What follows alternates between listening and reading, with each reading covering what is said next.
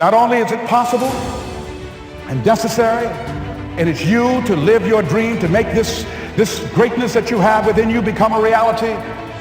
What I've come to appreciate when you're working on changing your life, changing some bad habit, getting out of addictive situations or relationships, or working to build a dream or making a difference in our society, or learning something that's very challenging. Here's what I realize, ladies and gentlemen, and develop a great deal of respect for.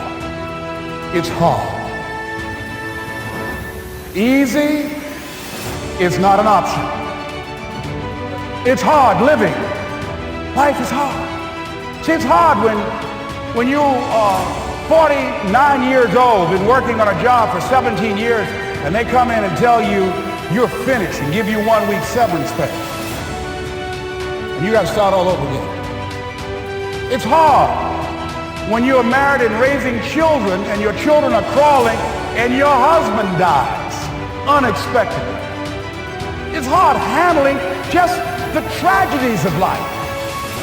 It's hard when you're working on something and you put everything you have in it and it doesn't work out. You lose your money and other people's money.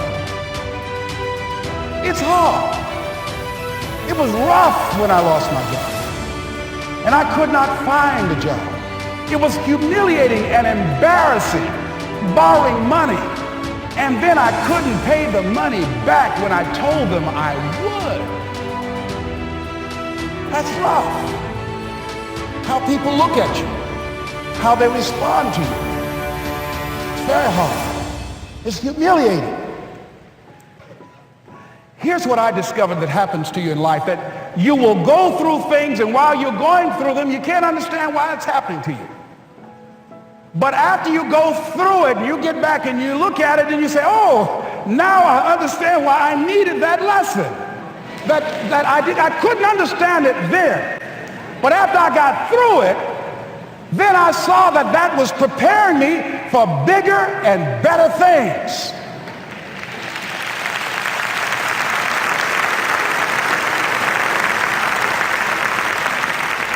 That as you go through the challenges of life and you look at it and embrace whatever comes to you, don't run from it. Step toward it. Don't try and duck it like most people do. See, most people want it easy. See, easy come, easy what? Easy go. See, but when you go at what you're going to deal with and you deal with the difficulties of it, when you handle those hard things close at hand, making those hard decisions right now that you don't want to make, learning those things that you don't like to do, but you know that in order for you to get where you want to go, this is one of the hoops that you have to flip through. And I'm saying to you, whatever you got to do it, because if you don't, life is going to whoop you until you surrender and say, okay, all right, I cooperate, okay, I learned, okay. It had to wear me out a long time. So if it's hard, then do it hard. Now, how do you hang in there during the hard, difficult times, Les? You must have faith. You've got to believe in yourself. You've got to believe in your abilities. You've got to believe in your service, your company, your ideas, unquestionably. You've got to have faith, and that faith gives you patience. That it's not going to happen as quickly as you want it to happen. A lot of things are going to happen that will catch you off guard. And so therefore you've got to deal with and handle it as it comes. And not only that, but that faith and patience drives you into action. You've got to keep moving and keep plugging away. I can see people coming out talking to a guy out there watering and fertilizing the ground that's not showing anything. Hey, what you doing? You've been out here a long time, man. And the conversation in the neighborhood is, you growing a Chinese bamboo tree, is that right? Yeah, that's right. Well, even Ray Charles and Stevie Wonder can see ain't nothing showing. You know that's how people are going to do you? So how long you been working on this? How long have you been working on your dreams? Good. and you have nothing to show. This is all you got to show. People are going to do that to you. And some people, ladies and gentlemen, they stop because they don't see instant results. It doesn't happen quickly. They stop. Oh, no. You got to keep on watering your dream. And when it began to happen, they stopped laughing. They said, look, whoa, look here. Look how, hey, man, you know, I know you can do it. Look here, you got a job here?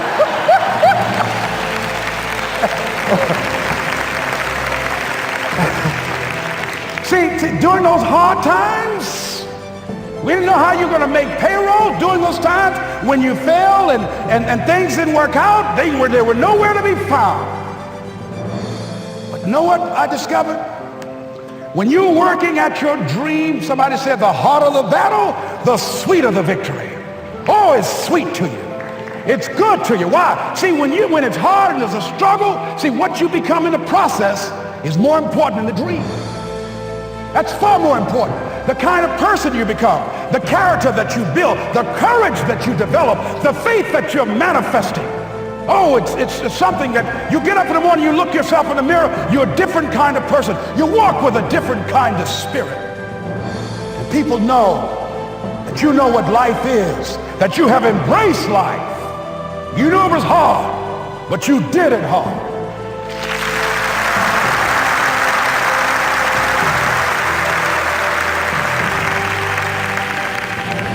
Now that takes us to the next level. If it's hard, why do people do it? You ask people who do things, why do they do it? People who climb mountains just for the sake of it. Nobody paying them to do it, just do it. Somebody said, I'm going to run around the world. He said, well, why would somebody want to do that? I'm going to swim the Atlantic Channel. Why? Why do people do that? I wondered, why would a Nelson Mandela give up 26 years of his life? Why do people do that? Here's what I discovered in high school. High school, I decided I wanted to go out for football. Never forget this. And I discovered why people do things. You know why, ladies and gentlemen? Even though it's hard, it's worth it. It's worth it. See, one day we had Coach Alkin Hepburn had this plaque down there. And this wood on the floor, on the ground. He said, Brown, come over here. Had my suit on. I said, yes, sir. He said, I'm going to have old Larry Littles down there. Old big Larry. Yes, sir. Big, fat, sorry Larry. Yes, sir. Brown, I want you to get down bull neck. Yes, sir. He said, I want you to run at Larry. I want you to put your helmet right in his pit, right up and get his chest, and knock him off that board. You hear me, Brown? You can do that. Yes, sir. Can you do that? Yes, sir. I said, hubba, hubba. I said, hubba, hubba. He said, Brown, I want you to knock him off. You're going to make the team. I know you can get him, all right? We'll get him. How sorry he is. Knees knocking and everything. I said, yes, sir. Then he went down to Larry. Larry Littles, who played 12 years for the Miami Dolphins, all pro for 12 years. This is a bad, big dude. 250 pounds, strength, agile, and all muscle. He said, Larry, he said, man, you know Brown down there. He's down there talking about your mom and everything. He talked about how fat and sorry you are and how he's going to knock you off this board. Larry now spitting fire and growling and foaming at the mouth. Now I'm looking at Larry saying, oh, hubba, hubba. He said, look at that fool down there growling. He told me he's going to scare you, that you're going to leave. Are you going to leave? No, coach, I ain't going to leave. Go down there and knock him out the park. Boy, coach got back. He winked at me. Go get him, Brown. I went hard. I ran into Larry with my helmet. Larry said, boom. I don't know where I landed. When they woke me up, I said, can y'all take this helmet off me for a minute? I said, y'all got any more positions out here? They said, like where? I said, don't y'all need an announcer? I said, Brown, where you going? I was crying. They said, man, some girls over there. I said, I don't care, man. I'm hurt. So that fool almost killed me, man. He said, Brown, you quit, man. I said, yeah. I said, what? I said, it ain't worth it, man. No, it ain't worth it. Y'all go ahead. Y'all crazy. I'll be your announcer, man. I was calling the game. I was up there in the booth. Call good games, too. Because the pain wasn't worth it to me. And I'm saying to you, you know why people do what they do? The people who go after their stuff, what makes it worth it? It's got to be your passion. You gotta love it, ladies and gentlemen. You gotta love it. It's gotta be what you are supposed to do. You want to sing, and even though they want to invite you to Carnegie Hall, you're going to sing to anybody that listen to you, including singing to yourself. I used to talk to my plants when nobody else would listen to me. You got to write, even if no one published your book, write, because that was given to you to do. You do what it is you're supposed to. You're supposed to build something. You're supposed to create something. I don't know how to do it. Learn. Do whatever is required. Just go out there.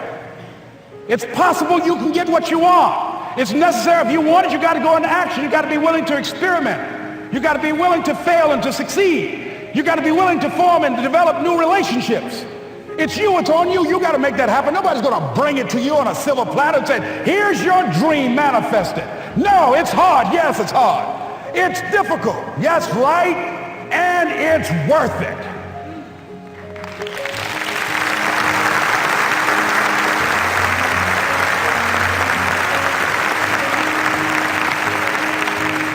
People ask, hey man, these kids, man, it's rough dealing with them. That's right.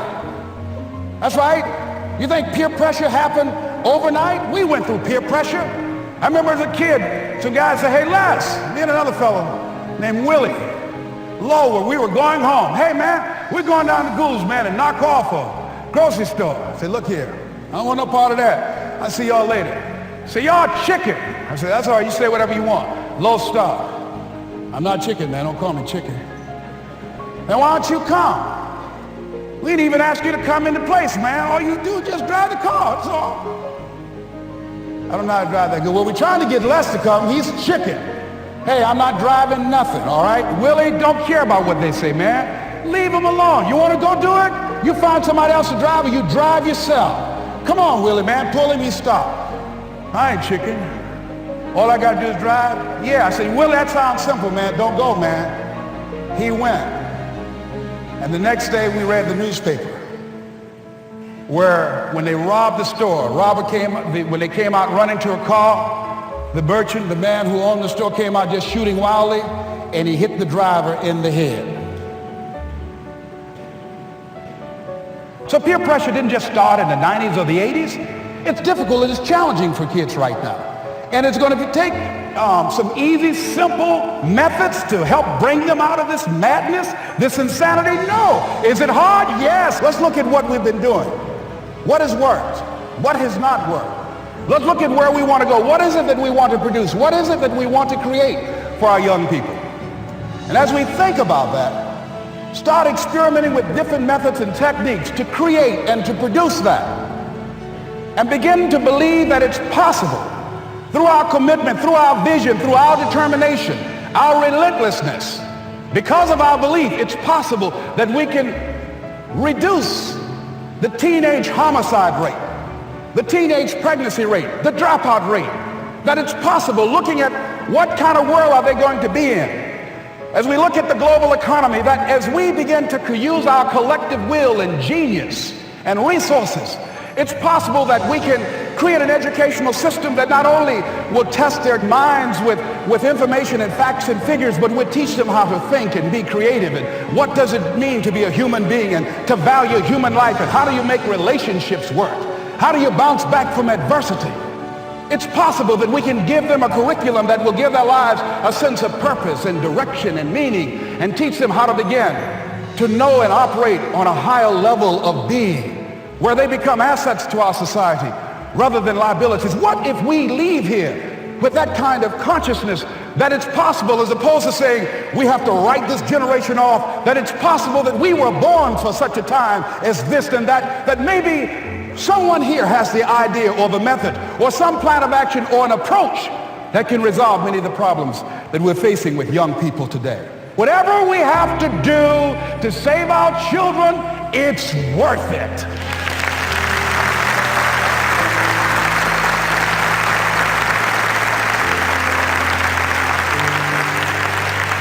So that brings me to the final step, that it's necessary for us to begin to look at the future and know that it's possible that we can have our dream. Yes, it is.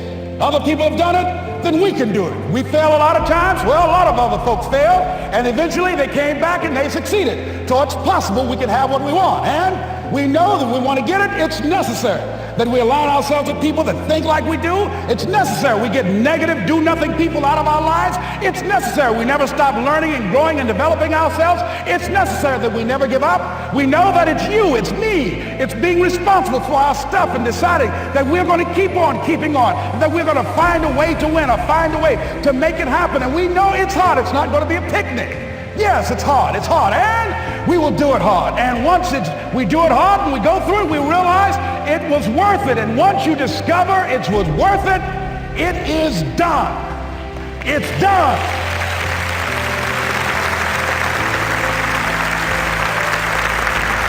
It's done, ladies and gentlemen, before it happens. Well, here's what I'm suggesting to you. That when you're working, you have a wall to break through. Let's say a friend of mine he runs a marathon, and he says, when he's running the 26-mile marathon, he said, let's say that hypothetically, that 18th mile is the wall.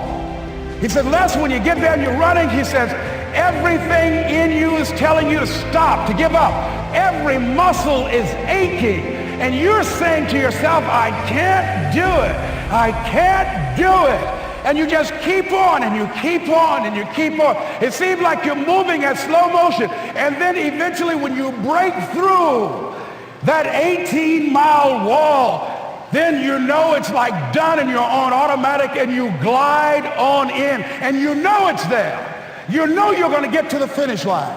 And we've all had experiences where we were working on something and we knew it was possible. And we did those things that were necessary to bring it into reality.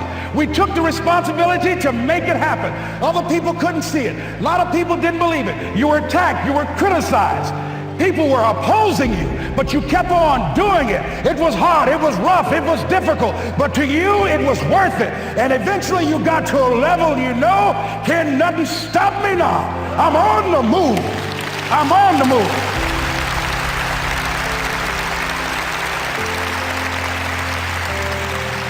Finally, I'm thinking about a friend of mine who is no longer operating on this dimension. His name is Jack Boland.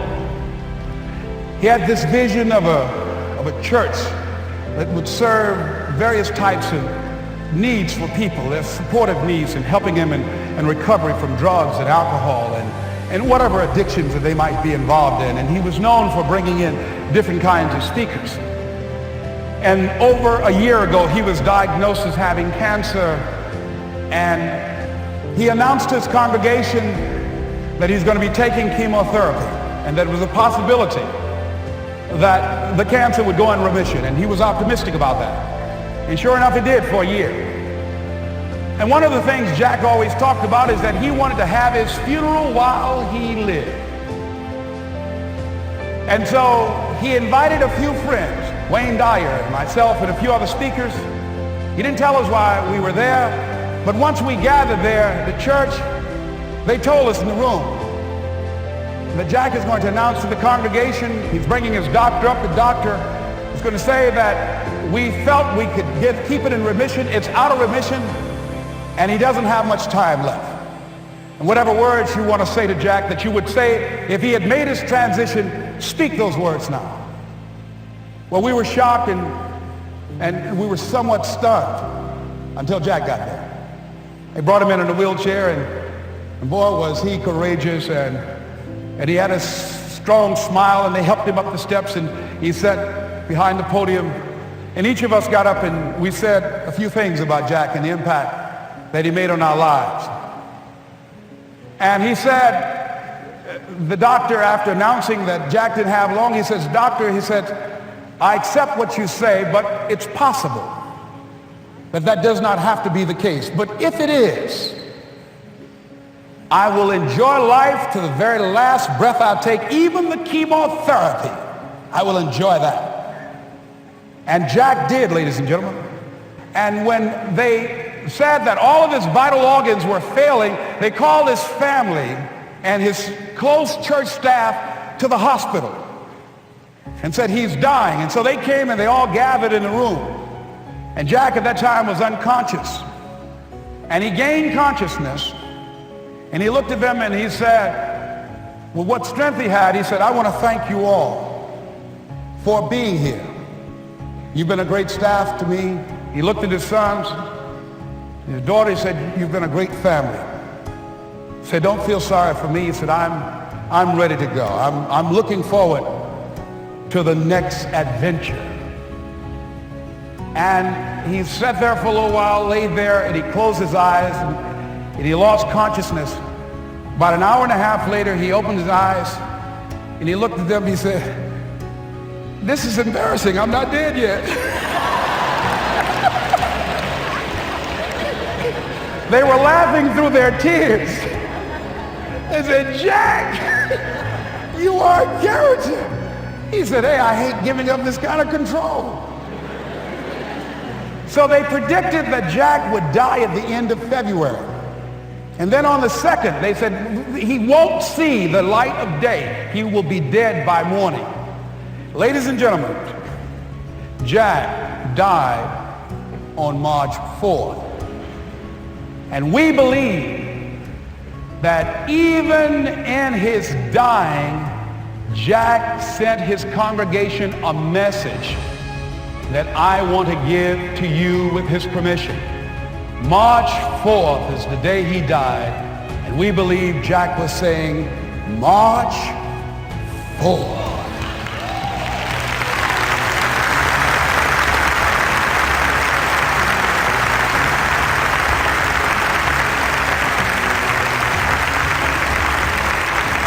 So I say, as you look into the future, while other people are giving up, feeling like victims, feeling powerless, becoming negative, turning on each other rather than to each other, feeling that they can't make it, be ye not conformed to this world, but be ye transformed by the renewing of your mind with the mindset of that it's possible that we can save this generation. It's possible that we can create new industries, a new economy. It's possible that I can find a new profession, a new job. It's possible I can create a new life. And it's necessary that I become actively involved in becoming a positive force in my life and on the planet. And it's me, yes, it's you, it's all of us pulling together, working together to create this brand new future. And it's going to be hard. Easy is not an option. But if it's hard, we will do it hard. Whatever is required to snatch victory from the jaws of defeat. And it's worth it, yes. It's worth whatever we have to do. And once we know that, it is done. It is done. It is done. It is done.